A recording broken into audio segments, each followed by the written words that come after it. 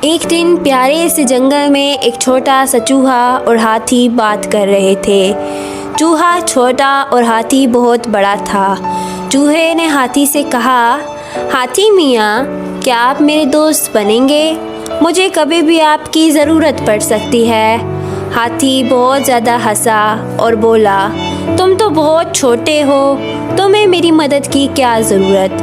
میں تمہاری مدد نہیں کر سکتا، تم تو خود اپنے چھوٹے چھوٹے قدموں سے سب کچھ کر سکتے ہو۔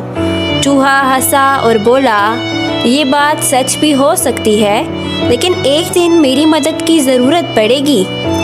کچھ دنوں بعد ہاتھی ایک جال میں پھنس گیا۔ وہ بہت طاقتور تھا، لیکن جال سے باہر نہیں نکل پا رہا تھا۔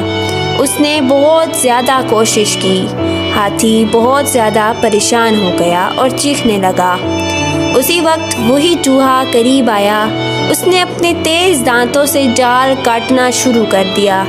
تھوڑی دیر بعد چوہا نے جال کاٹ کر ہاتھی کو آزاد کر لیا۔ ہاتھی بہت زیادہ حیران ہو گیا اور چوہے کا شکریہ ادا کیا۔